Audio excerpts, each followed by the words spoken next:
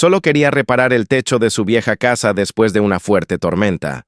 Pero cuando retiró algunas tablas bajo el revestimiento, descubrió algo que había permanecido oculto allí durante décadas. Lo que vio fue tan impactante que cambió no solo su vida, sino también el destino de todo el pueblo. Daniel Rivera nunca había soñado con tener una casa propia. No en el sentido romántico en que otros hablaban de jardines amplios, cercas blancas o cenas familiares bajo una lámpara fija en el mismo techo durante décadas. Para él la propiedad no era un símbolo de éxito, sino una ecuación. Una operación fría que debía resolver un problema que lo había acompañado durante casi toda su vida adulta: la inestabilidad. Durante años había vivido de contrato en contrato, de edificio en edificio, de barrio en barrio. Sus pertenencias viajaban en cajas que ya no conservaban su forma original. Las esquinas estaban aplastadas, las cintas adhesivas superpuestas formaban capas como cicatrices, y en algunas aún se leían direcciones antiguas escritas con marcador negro. Cada mudanza comenzaba con la promesa de que sería la última por un tiempo razonable, y cada renovación de contrato traía consigo la advertencia educada de que el alquiler aumentaría, que el propietario vendería, que el edificio entraría en remodelación. Las palabras siempre eran corteses, pero el mensaje era el mismo: no perteneces aquí. Con el tiempo aprendió que la sensación más desgastante no era empacar ni cargar muebles, sino la imposibilidad de planificar. No saber dónde estaría dentro de 6 meses erosionaba algo esencial. Le impedía arraigarse, formar hábitos sólidos, imaginar un futuro estable. La vida se convertía en una sucesión de intervalos temporales. Cuando vio el anuncio de la casa en las afueras del pueblo, no sintió entusiasmo, sintió curiosidad. El precio era inusualmente bajo, demasiado bajo para el mercado actual. Las fotografías mostraban una fachada antigua pero digna, una estructura con techo inclinado y una pequeña ventana en el ático. El texto describía la propiedad como una oportunidad, un proyecto con potencial.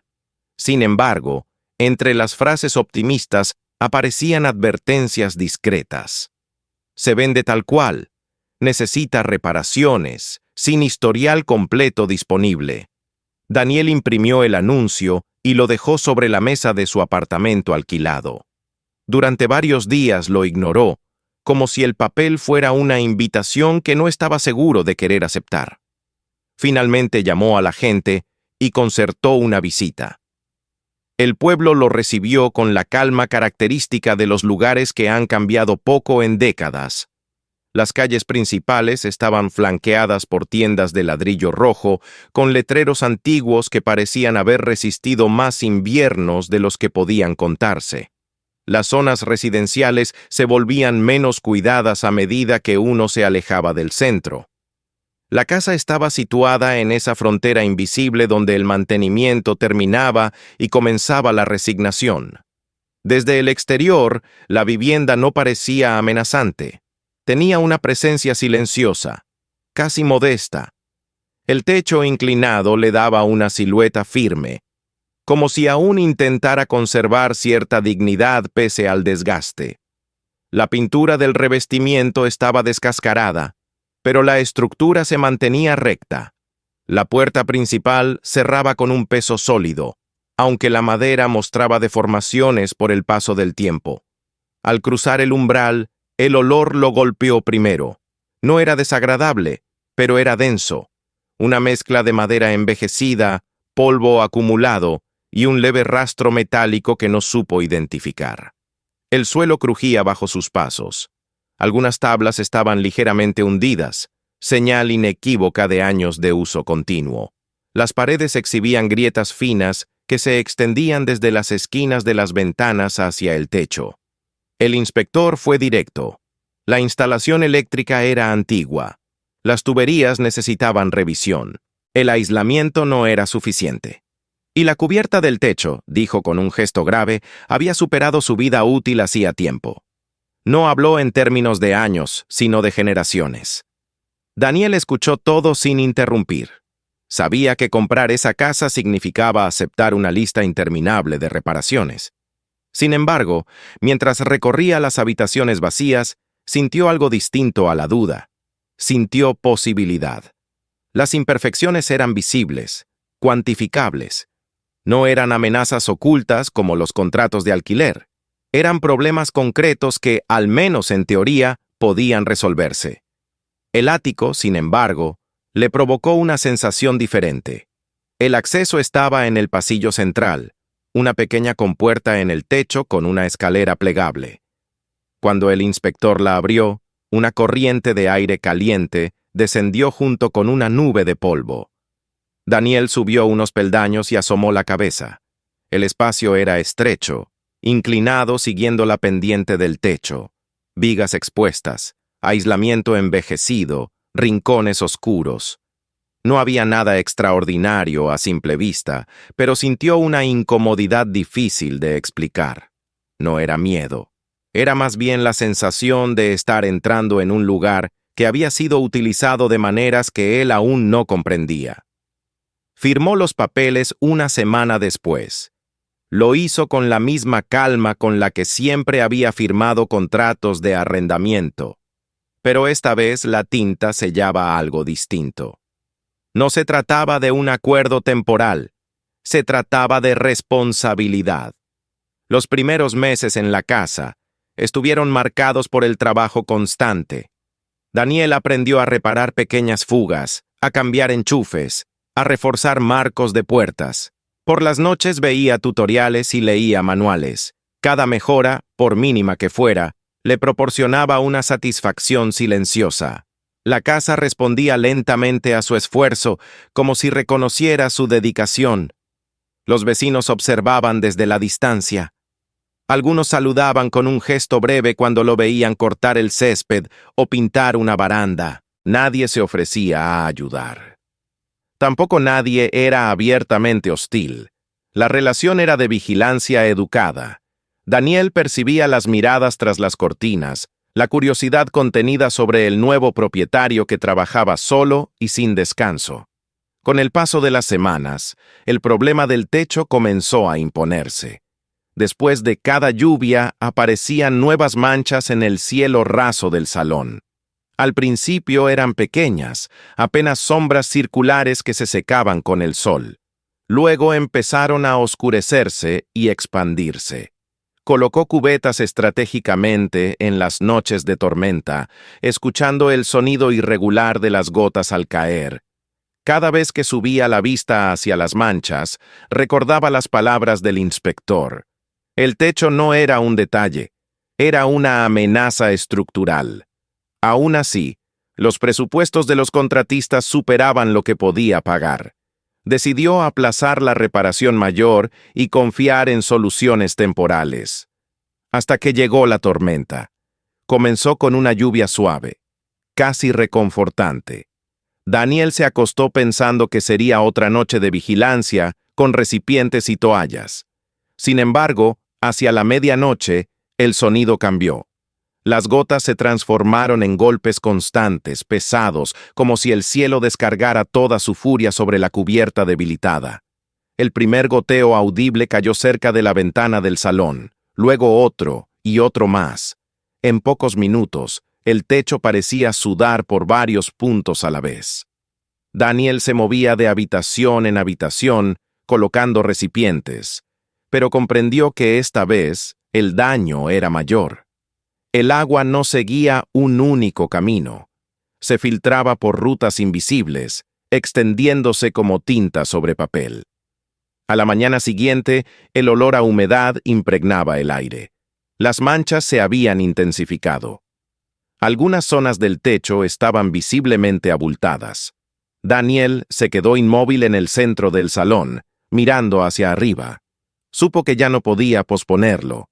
El miedo a las alturas nunca lo había abandonado del todo. Años atrás había sufrido una caída menor que dejó en él una desconfianza permanente hacia cualquier superficie elevada.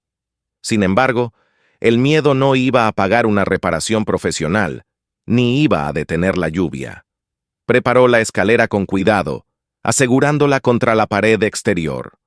Revisó sus herramientas 2 veces. Guardó el teléfono en el bolsillo, completamente cargado. Antes de subir, observó el techo desde el patio. Desde abajo parecía intacto, como si la tormenta no hubiera dejado huella. Comenzó el ascenso con el pulso acelerado. Cada peldaño crujía bajo su peso. Al alcanzar el borde, se sostuvo unos segundos antes de incorporarse por completo sobre las tejas. El viento era leve, pero suficiente para recordarle la vulnerabilidad de su posición. De cerca, el techo contaba otra historia. Las capas de material estaban superpuestas de manera irregular. Algunas reparaciones parecían recientes, otras claramente antiguas. Los clavos variaban en tamaño y tipo. No había uniformidad. Más que una reparación coherente, parecía una acumulación de soluciones improvisadas. Daniel avanzó lentamente, examinando la zona sobre el salón donde las filtraciones habían sido más intensas. Fue entonces cuando notó algo extraño. Cerca de la línea central, un tramo del recubrimiento no encajaba del todo con el resto. No era una deformación evidente. Era una elevación mínima, apenas perceptible, pero demasiado uniforme para ser producto del desgaste natural. Se arrodilló y pasó la mano por la superficie. Sintió una resistencia distinta bajo sus dedos. La línea que delimitaba esa sección era demasiado recta. No seguía el patrón irregular del resto del techo. Por un momento dudó.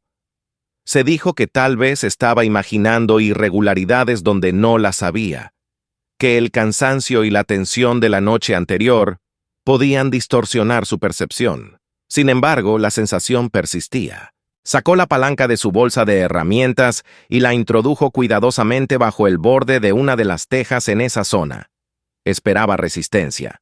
Esperaba que la pieza estuviera firmemente fijada por años de exposición. En cambio, se dio con una facilidad inquietante. Debajo no encontró la estructura habitual. En lugar de la base esperada, apareció una tabla colocada transversalmente, más oscura que el resto, fijada con clavos distribuidos de manera precisa. No parecía parte original de la construcción. Parecía añadida. El corazón le latía con fuerza.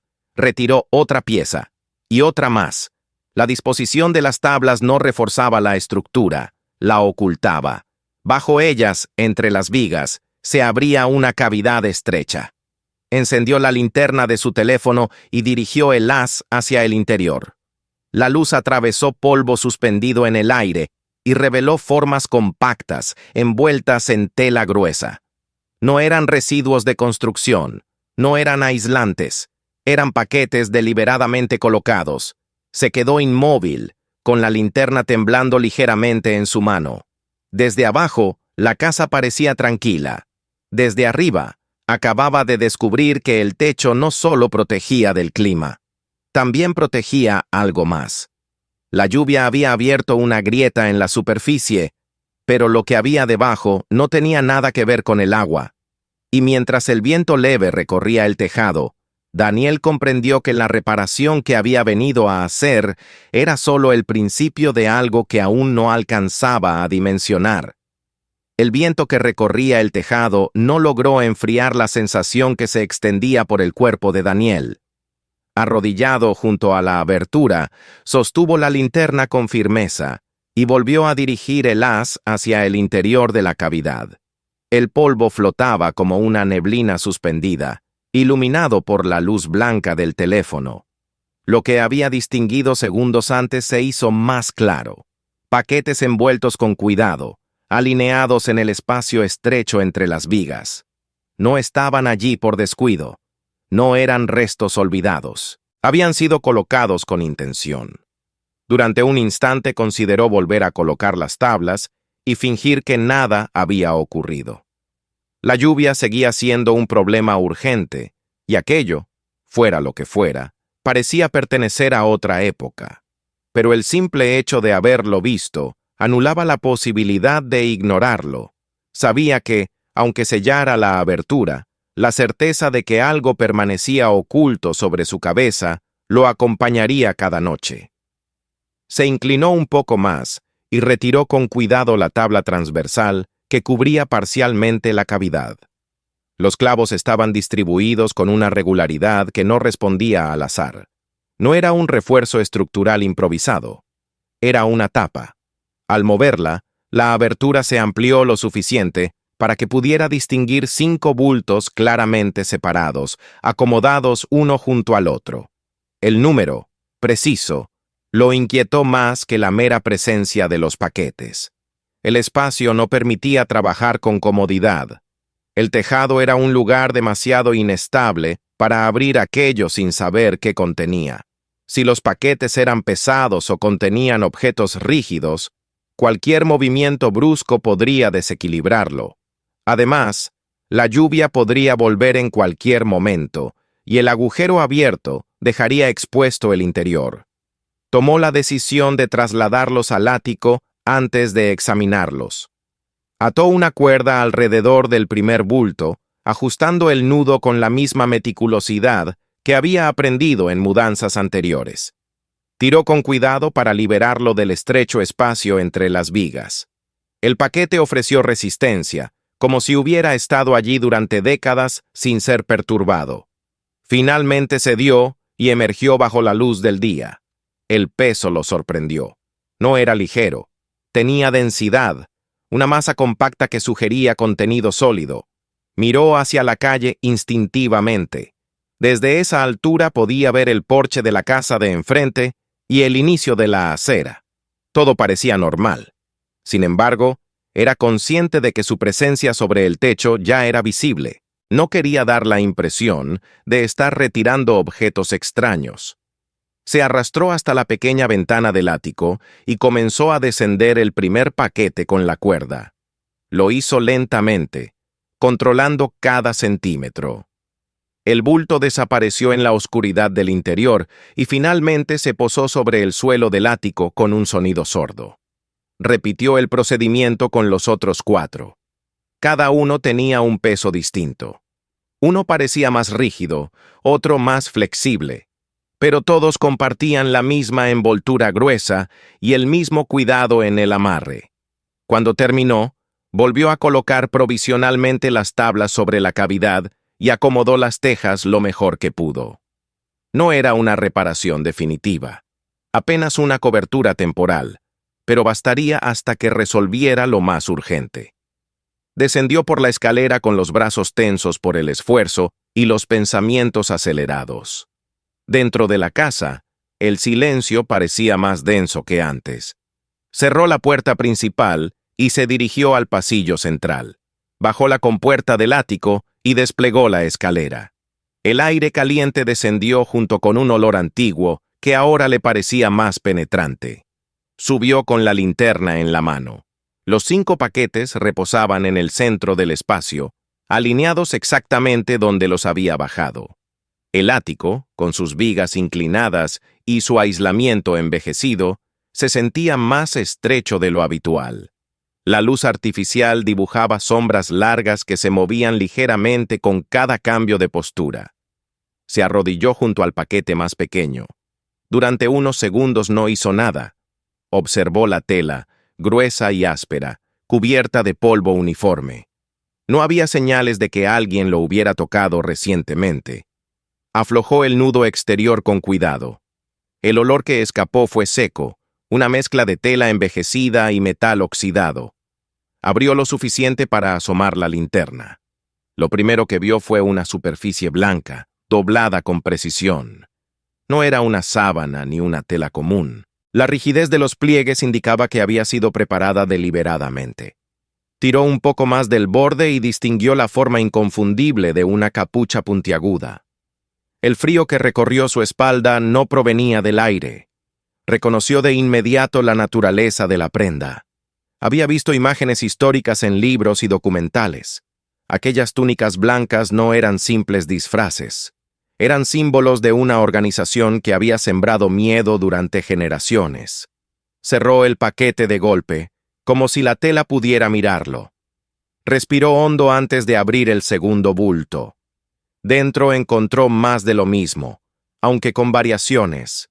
Algunas prendas parecían más pequeñas, otras más elaboradas. Entre ellas había piezas de tela más gruesa, enrolladas con cuidado. Al desplegar parcialmente una de esas piezas, distinguió un emblema bordado. No necesitó verlo completo para comprender. El tercer paquete tenía un peso distinto. Al abrirlo, el olor a papel antiguo fue inmediato. Había documentos apilados con orden meticuloso, algunos envueltos en tela encerada para protegerlos de la humedad. Tomó el primer conjunto con cuidado. Las hojas estaban amarillentas, pero la tinta aún era legible. Nombres, fechas, direcciones, anotaciones breves que parecían indicar reuniones o actividades. Mientras avanzaba en la lectura superficial, ciertos apellidos lo detuvieron. Eran nombres que había visto en placas conmemorativas, en fachadas de negocios del centro, en anuncios locales. Familias respetadas, asociadas a la historia oficial del pueblo. El contraste entre la reputación pública y el contenido de aquellas páginas lo dejó inmóvil. El cuarto paquete contenía fotografías. Las examinó bajo la luz directa. Eran imágenes en blanco y negro, algunas descoloridas por el tiempo. Reconoció lugares: la antigua iglesia, el cruce junto al río, un claro en las afueras que ahora servía como parque. En varias fotos aparecían figuras con las mismas túnicas que acababa de ver.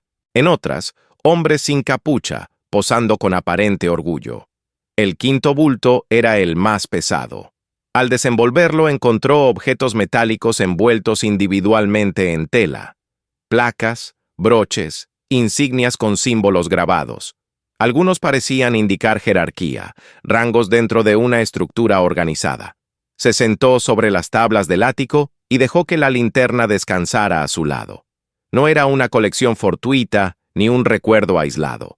Era un archivo completo, sistemático. Alguien había utilizado su casa como depósito de una organización estructurada, no un simpatizante solitario, sino una red.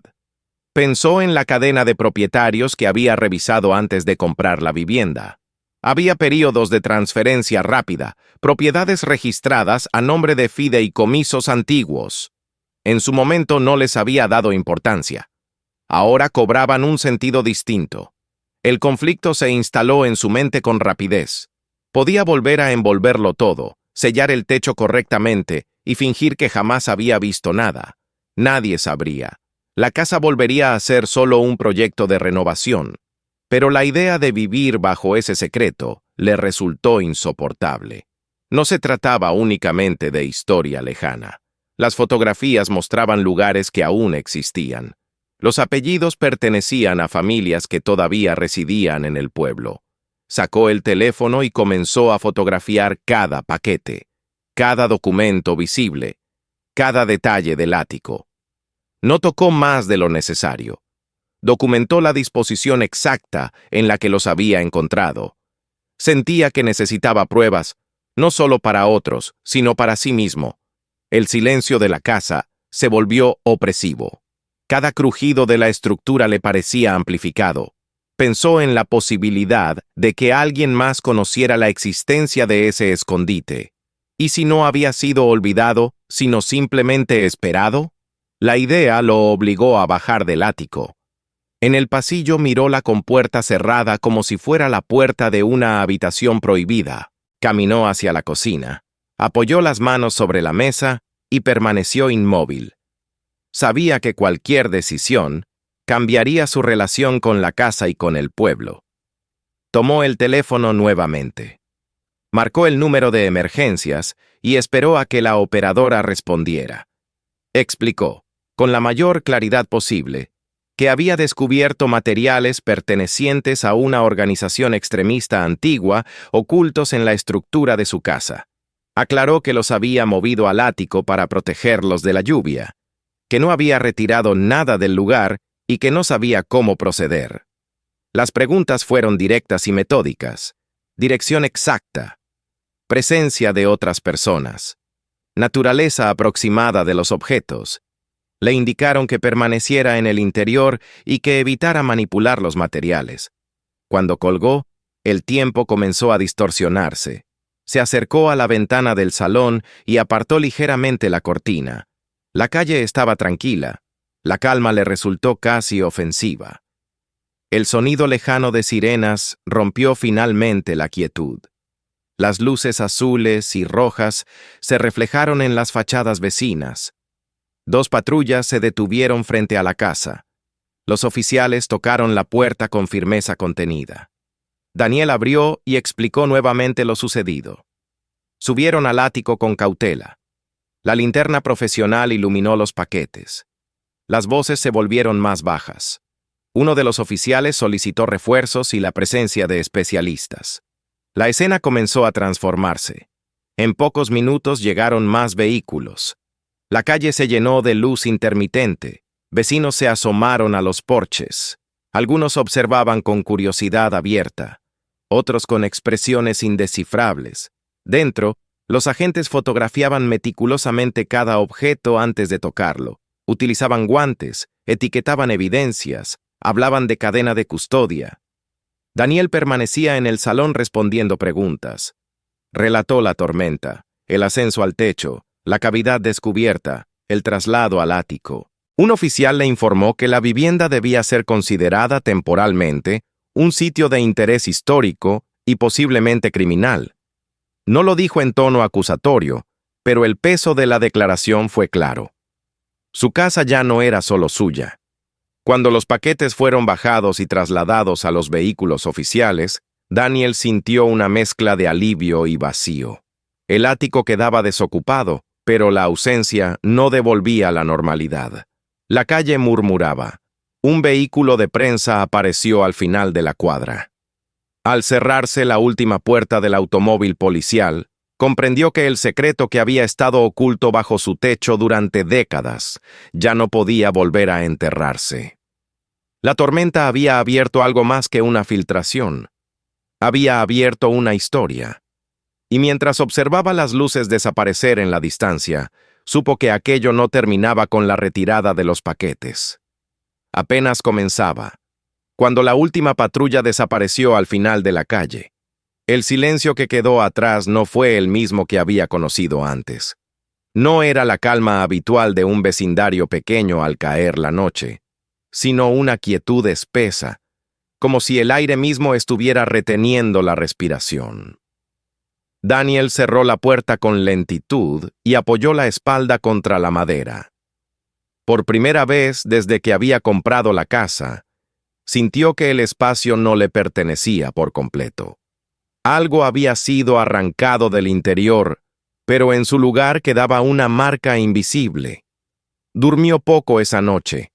Cada crujido del suelo, cada sonido del viento contra las ventanas le recordaba que el ático, aunque vacío, había sido escenario de algo que trascendía su vida cotidiana.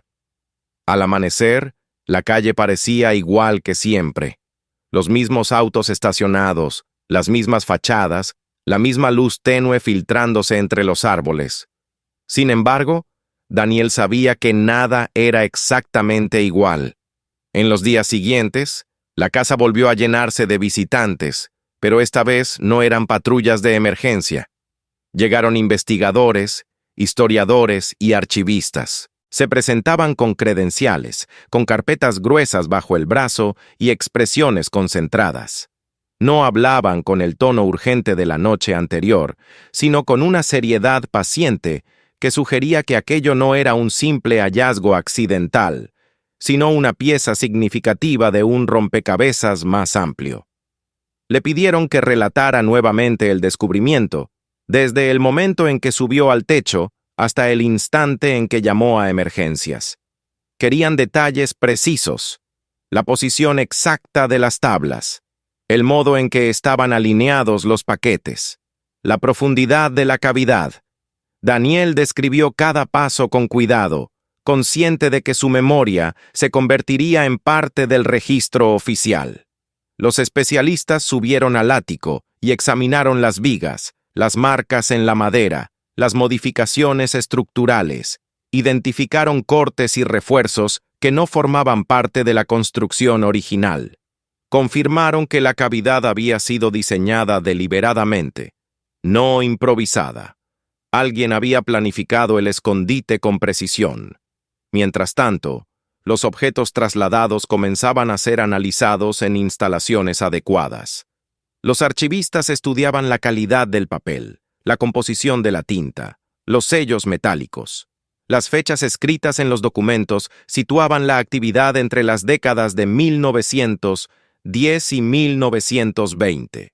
El contexto histórico coincidía con un periodo de expansión y radicalización de ciertos movimientos extremistas en la región. Las listas de nombres fueron cotejadas con registros municipales y archivos históricos.